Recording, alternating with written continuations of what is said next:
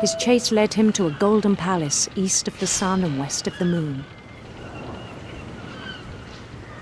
Even then, his logic remained sound. He knew the world was all in his imagination.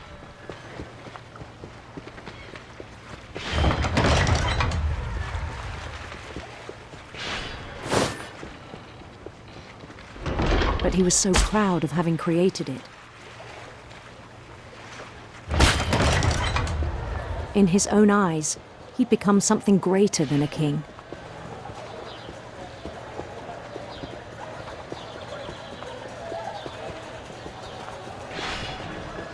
For someone who'd never known success in the real world, I think it was overwhelming.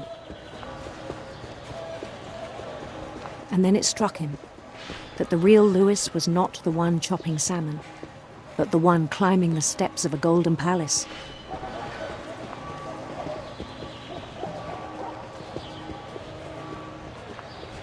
My imagination is as real as my body, he told me. It was hard to argue with him.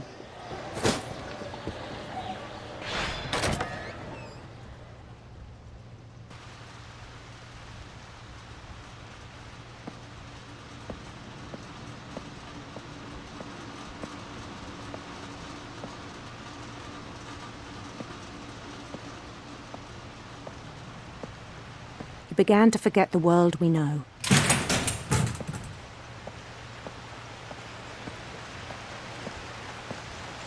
I think it pained him to remember Lewis, the cannery worker.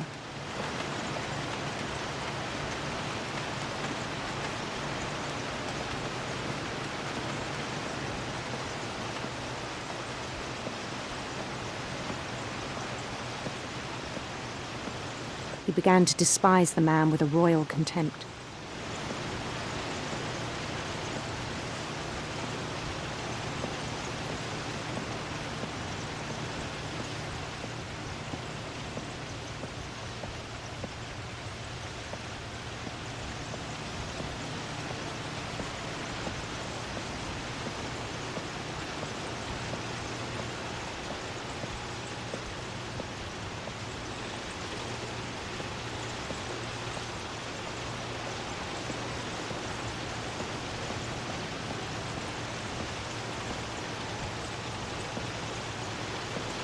I still thought I could save him. Even after he said he was being crowned king over all the lands of wonder. The palace would be packed with his companions.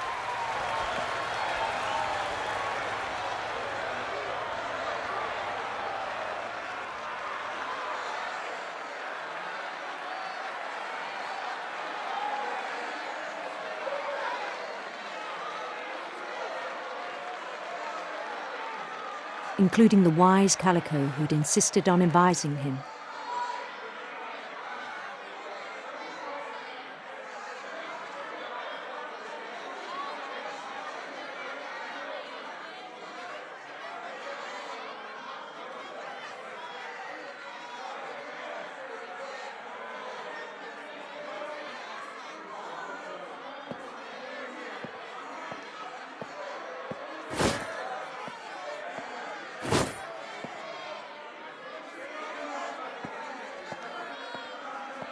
His queen waited, holding his crown.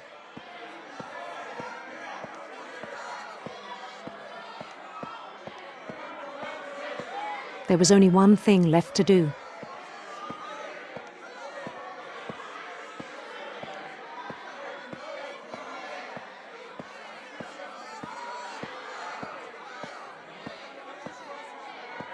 Bend down his head.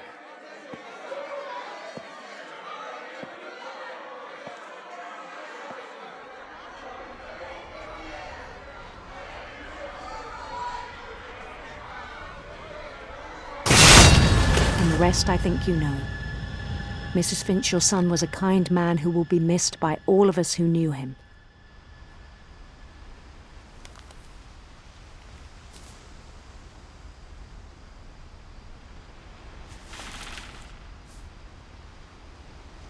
My brother was really cool. I wish you could have met him.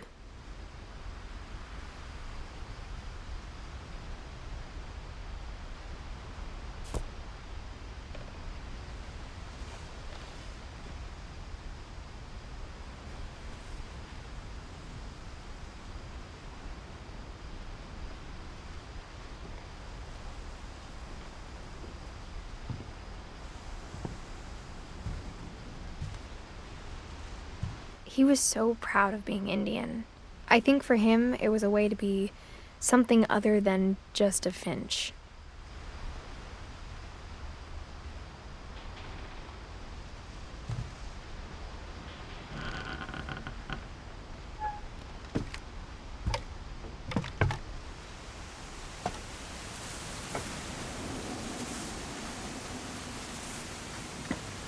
On the way back from Lewis's funeral, my mom told me to start packing.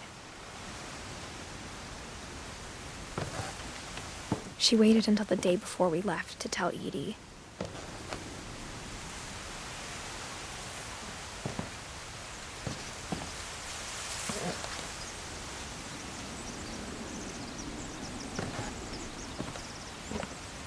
I'm not sure if she wanted to make it easier or harder.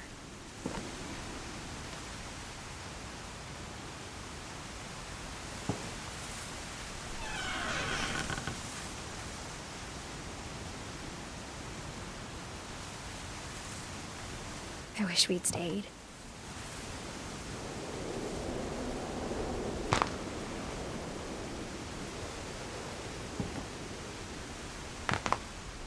But I understand why we left.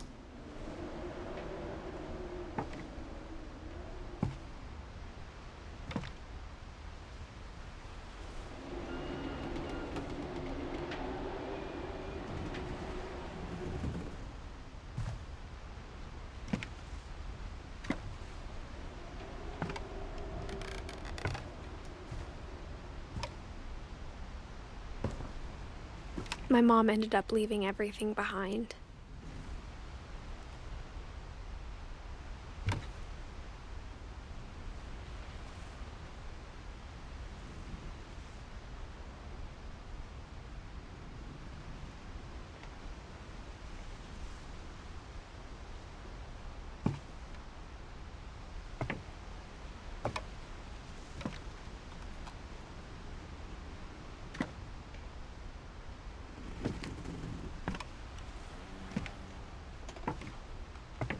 What happened that night had been coming for a long time.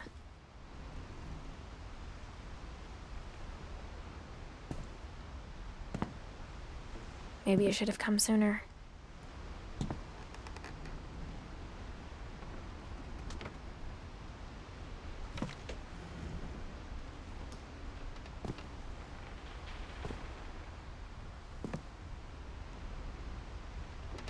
But it had to end one way or another.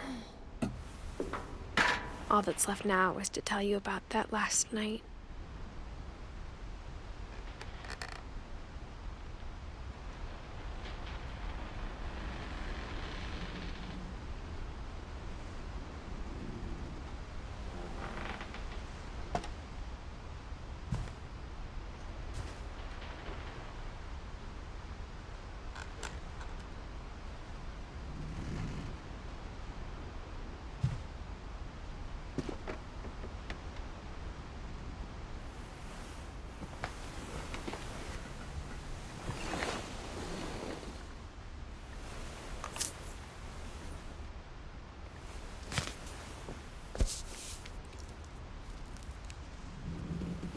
That whole last day, Edie just watched us pack and didn't say a word.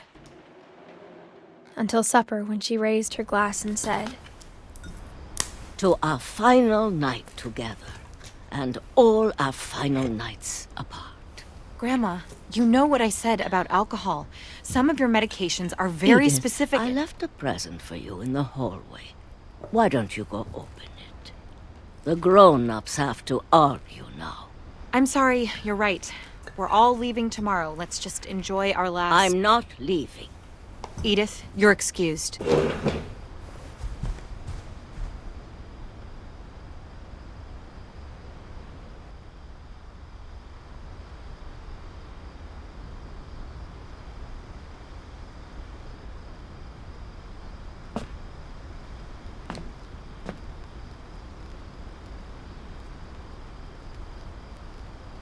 The power had been shut off that morning, but Edie always had plenty of candles.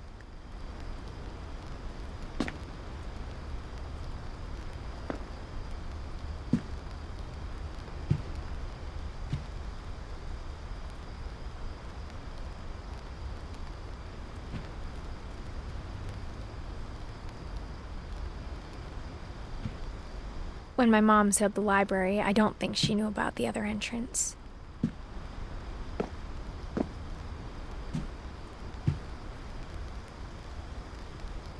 Or that Edie had a key to it.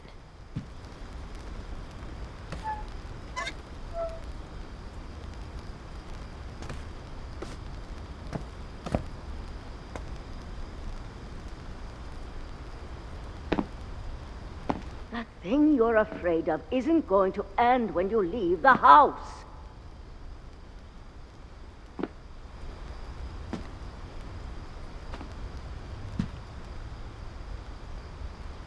Edith has a right to know these stories.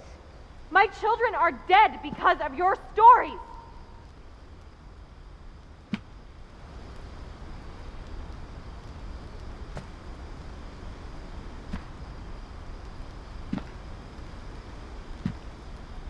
I think it's best if Edith and I leave tonight.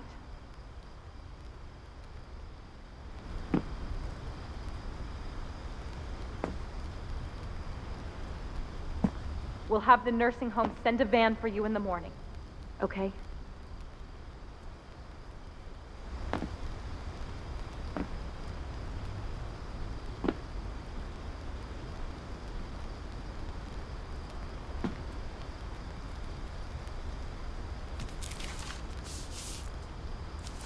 Dear Edith, there's so many stories I wish I could tell you, but there's only time for one.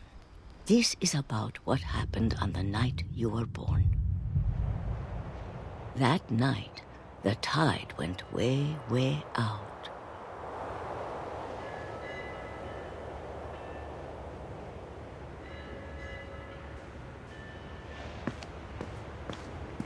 It was the first and last time I ever saw the old house aground. There'd been an earthquake out in the middle of the ocean.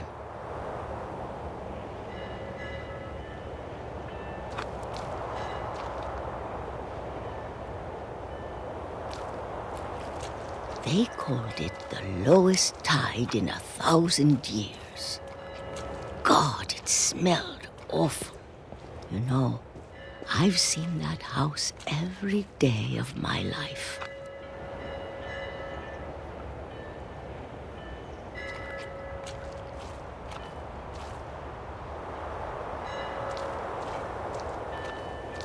But I never thought I'd go back to it.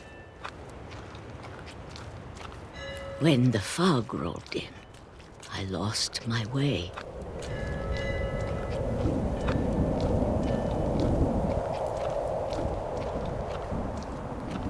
I got turned around.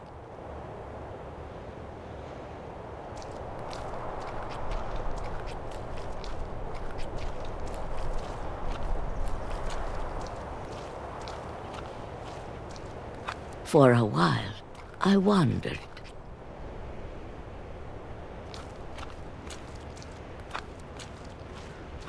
I started seeing things.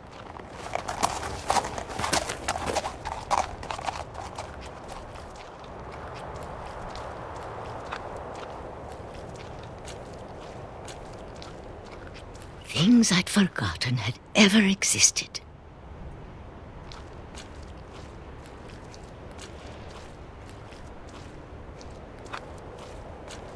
But when I saw them, they felt like old friends.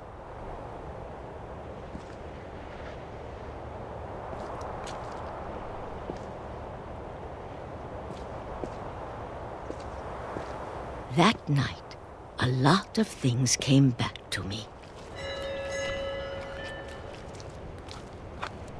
Or maybe I came back to them.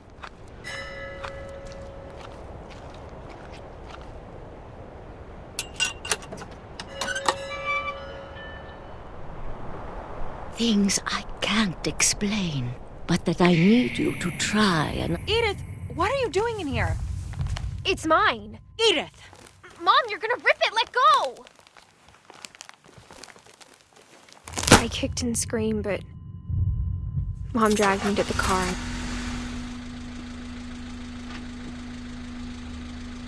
I never saw Great-Grandma Edie again. The next morning, the van came to pick her up, but she was already gone. After that, we moved around a lot.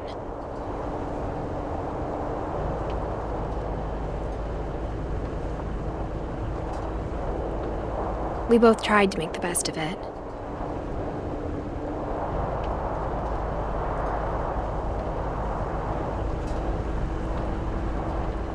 A few years went by.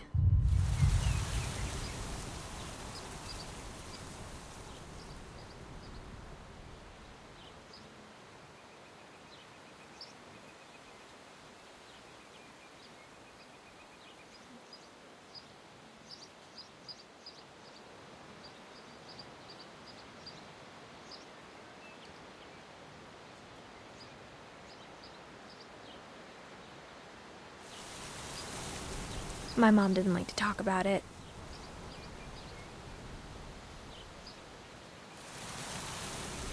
But she started getting sick a lot. The rest happened pretty quickly.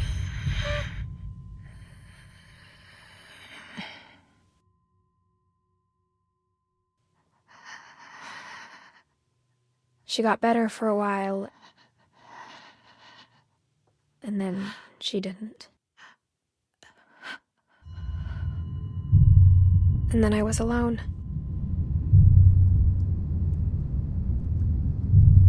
The last Finch left alive.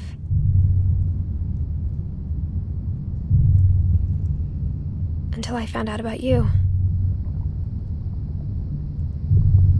I'm still not sure what to tell you about all this. If we lived forever, maybe we'd have time to understand things. But as it is, I think the best we can do is try to open our eyes. And appreciate how strange and brief all of this is.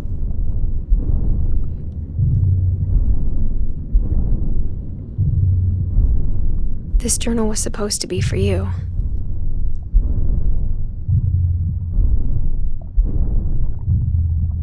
But now I hope you'll never see it.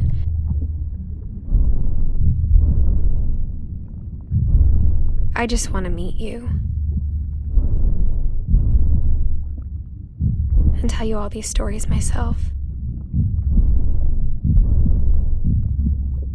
But I guess if you're reading this now, things didn't work out that way.